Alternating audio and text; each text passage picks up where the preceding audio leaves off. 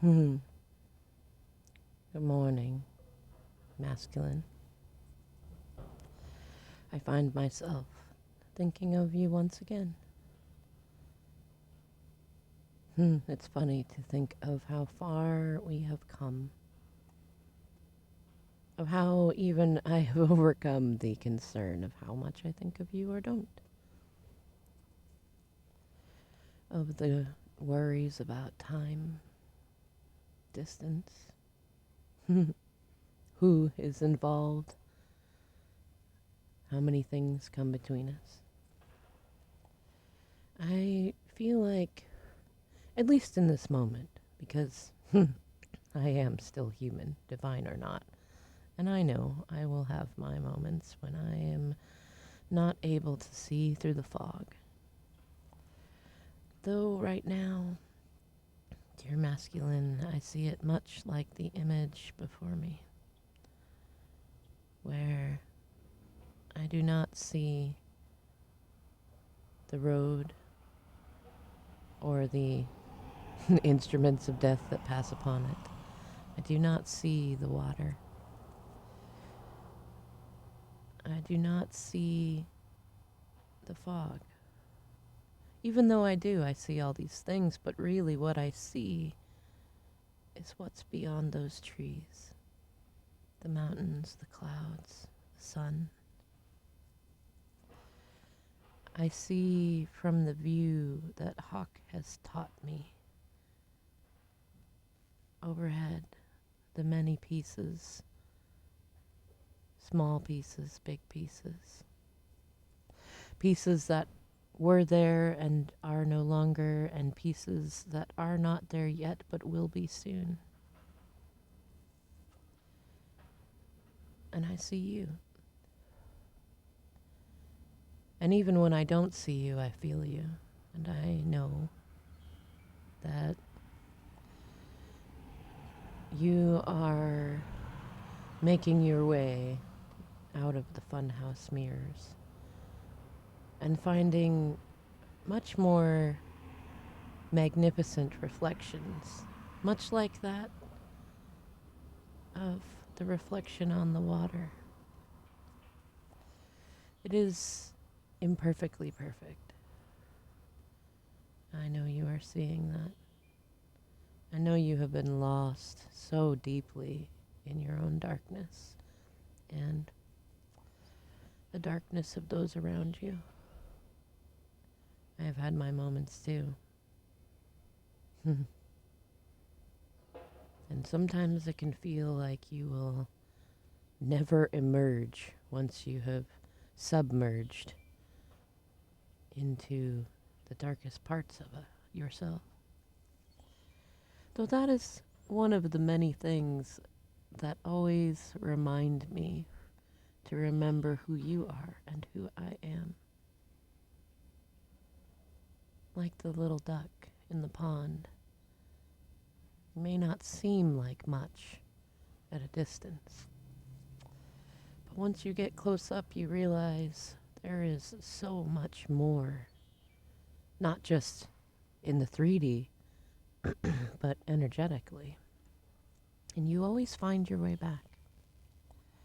That is one thing Spirit has made sure that I have seen in the worst moments of me, is that even when the duck dives under, it always comes back up.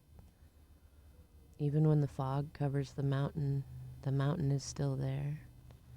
Even when the moon is eclipsed, it still reappears. And so it is true with you also, masculine. Even when your fears and anxieties and emotions take your ship and bury it down deep, I know that even the irony is there is so much of you that I know that thinks that you only become free when you think about me or when you interact with me, but the truth is that you've never needed me for that. You come back all by yourself. because it is a part of who you are. And I know there's much of you right now locked in cycles of shame and regret. And you're just not sure how you're going to get from where you started to where you want to be. And I know that now, especially, you are looking at the contrast between the two of us. It is much like the story of the tortoise and the hare. You took the fast pace, feeling that because you had so much energy and money, and because you had those around you feeding your ego, telling you, go, go, go, rabbit, go, hare, go.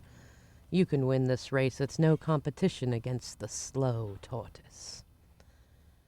And I chose the path of the tortoise, slow and steady as she goes, step by step, little by little, remembering and reminding you even that small steps are still steps. And I did take my moments to rest also. Therein is the irony that as you took your time to nap amongst the groves of trees and spend your money and feeling like you were the master of everything, like you had it all already, only weeks and months in, you could have overtaken me at any point, dear masculine. For on the tortoise's path, it was not about winning. It was simply about enjoying the journey and having an unfuckwithable faith that despite the obstacles, despite what seemed like your ability to keep a faster pace, I knew in my heart that I would win the race. And I also learned along the way the irony that the way to win is by not needing to. Because whenever you stop needing something is when it comes to you. And so I took the slower pace. I could have gone just as fast. I could have flown high and far and done some amazing things. I have learned so much about myself to see that it's funny that I have ever doubted me. Though each time the opportunity arose, I said no. I have always been fast. I have always raced. I have always laughed at the follies of the rest of the human race. And I have seen myself trying to compete in the same games. And so when it came to choosing the tortoise or the hare's pace, I decided I wanted to choose the tortoise, to go slow and steady. And so I did. And much like some other human friends, I decided to slow down and not worry about what anybody else thought. Just take my coat off and be amused with that which is around me. And I know you are seeing, dear masculine, that while I may not be full of luxuries, I am much more stable and much more steady. The things that used to bother me greatly do not bother me so much. I am not bound by incredible financial distress. I have genuine friends. I follow my mission, and I maintain my faith. And I embrace the absurdity of observation of all that is around me, enjoying the notion that it is my choice to decide whether it means something or doesn't. I am free, dear masculine. I have choice. I have perspective. I have self-worth. And I know you, as the hare, are sitting there a few miles back, waking up from your nap, seeing me approach the finish line and wondering, what did I do wrong? Where did I go wrong? Was it in underestimating my feminine? Was it in taking her for granted?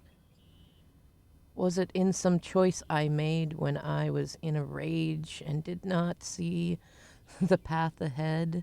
Was it in the karmics I chose to keep as friends? Was it in not listening to feminine when she tried so many times to warn me? Was it in hubris when I told myself in the beginning there was no way I couldn't win? Where did I go wrong? How did I mess it up so bad? How did I confuse so many things? Enemies for friends and friends for enemies. Money as power, power as money. Those who want to use me versus those who just love me, no matter what silly things I do. You know this is true also, masculine, as much as you may try to hide it. And it's okay. Because life is not about the destination, it's about the journey. About how much you enjoy it along the way, how much you learn from it. And when you reach that rocking chair stage, when we get to our mother and father's ages, what will really be most important is whether or not we feel like how we lived mattered. If it made any sort of difference. Yes, mostly to ourselves, though to our children as well, to the people we've loved.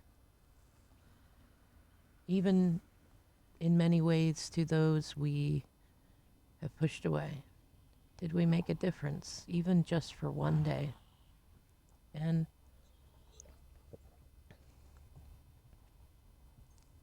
I know you will see this soon. For now, I am amused just feeling and knowing you are coming out of the mist and recognizing that what you missed isn't that important. I know that although it is difficult in this scorpionic season to not look at yourself and cry treason, but it is actually good, that self-reflection, to see yourself and remove the pedestals that you put yourself and others on, to recognize you are neither the hero nor the villain. You are not a lord or damsel in distress, not a victim or a victimizer. You are human, like all of the rest of us.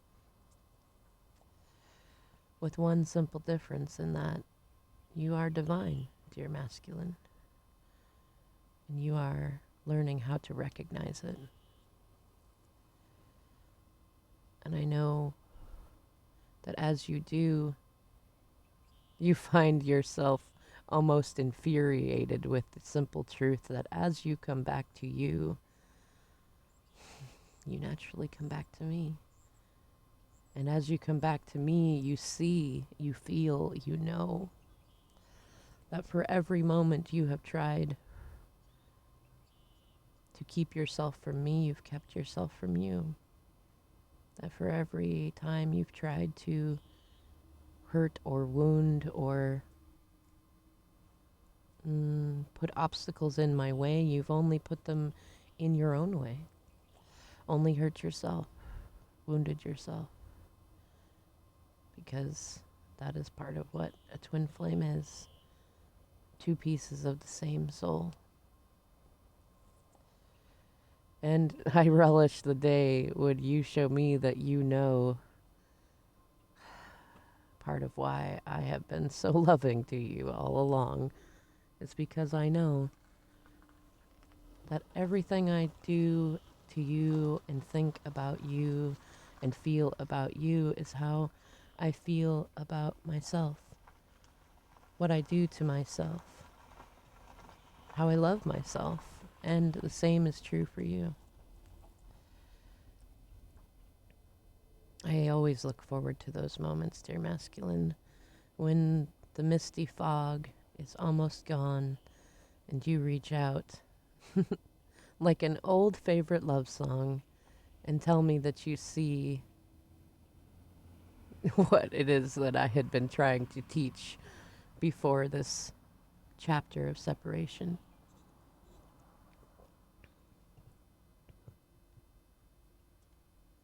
And you yourself have shown me every reason to keep my faith. To just enjoy each day as it is, no matter where you are, dear masculine, or whether we're connected or not. To just enjoy what I've got in this moment. To hold no expectations or entitlement, to just bask in the energy of amusement, whether things are good or not. Amazing how much power that really is. It doesn't seem like a lot, especially when you're caught in ego, feeling like you've got to put everything together and get everything that everyone has told you that you need in order to feel like a man or a woman, a great mother or father, friend, lover, sibling, spouse. When you block out all those loud ego voices and you just calm yourself enough to hear your intuition, to listen to the heartstrings playing, kind of like a sweet little intermission. That's when I know you see it, dear masculine. And it is always when you reach out. For it is in those moments that you really see me and you really see yourself. And you realize this has always been a divine comedy. Oh, dear masculine. I know there are times when this journey seems very dark. And sometimes it feels easier to give up. Though I know you won't. You haven't yet. And while I know that many others convince you that they see you as someone who is weak, who needs to be told what to do and where to do it and how, by those who put the sword in your hand and say, strike again, convincing you that you are a callous and aggressive man. Though even when we are not connected, I know that you hear my voice in your heart and in your head in ways that even I would never have expected. Not loud, not pushy, not demanding, just quietly in the background, whispering, you are divine, dear masculine. And however you feel is acceptable. And whatever you really want to do is fine. And you can take your time, be indecisive Be assertive, whichever you see fit in each moment.